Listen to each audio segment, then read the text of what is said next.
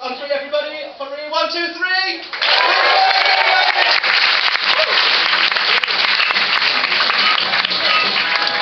Hello. Yes, you did pronounce it right. Thank you. How are we? Excellent.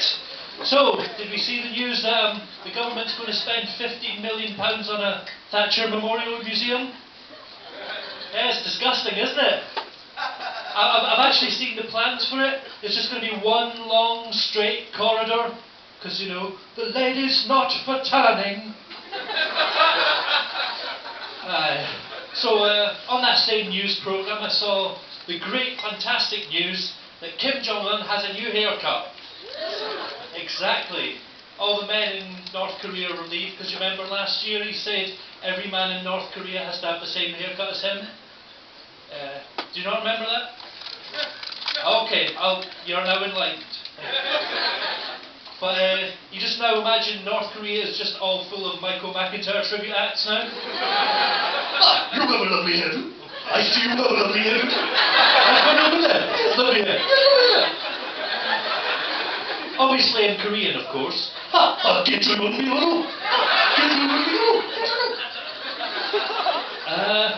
So there's this news programme finished and then the adverts came on. I thought, why do adverts feel they've got to pussyfoot around the truth to sell their products?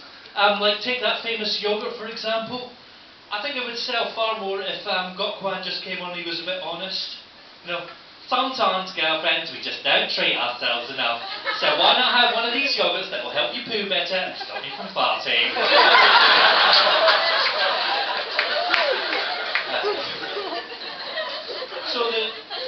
So this news programme came back on and they were having an interview with David Attenborough. Now he said, in this interview, he said if he ever retired or, heaven forbid, died, he'd like Brian Cox to take over from him. What do you think, audience? Think good idea? Oh, Brian Cox, very popular here. I like this. You're going to like this next bit. You see, I'm in agreement with you. I think he's a fantastic idea. But one problem is he might forget that the shows are actually about animals. You know, he'd come on and be, these lands here have been beautifully carved out through years of volcanic eruptions and ice ages that chipped away at this land and given life to every tree and plant that you can see for miles around. And there's a zebra over there. So I'm going to suggest who I think should replace him. That's Mock the Week's Andy Parsons. Hello, we're here on the Zambezi River where we've just spotted a hippopotamus. Now, apparently, when a hippo wants to mark its territory, it sprays feces everywhere. Don't know about you, but if I wanted to mark my territory, I wouldn't be going, oh, this looks like a nice place to settle, let me just throw shit everywhere.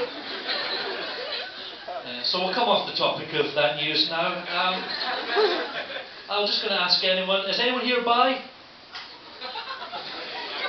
Lingual? No? You're more ashamed to admit that you're bilingual than bi. Lovely. See, I myself am a bit of a polyglot. I speak French, German, Spanish. I speak a bit of, you know, that language that everyone in Scotland, well, hardly anyone in Scotland speaks English. And last year I decided I'll learn a bit of Italian. And I'm going to share with you one of the best phrases I've learned so far. In Italian, to say I have to get something off my chest, you say devo sputare il rospo. And that translates literally as I have to spit out the toad. How the fuck did they come up with that? You, sit, we must talk. Ribbit. I'm just going to leave with one last thing. I'm on the subject of games. I don't know why I came onto that. Yeah, mine's just... I myself am a big gamer. Got any gamers in here? Whoa, one person. But I'm a special kind of gamer. I'm a gamer. Because homosexuals playing video games deserve a special title. That's what the gay community needs, more labels. And I'm in a relationship with another gamer, which is great because we've got kind of this unique way of communicating with each other. For example, we're in a restaurant a few days ago, and when our first course came, he just said, Round one. second course came, he said, Round two. and when our dessert came, he just went, Finish it. so I threw the cake onto a bit of spikes. I think that's my time up, so thank you, Newcastle, you've been lovely. Thank you, good night.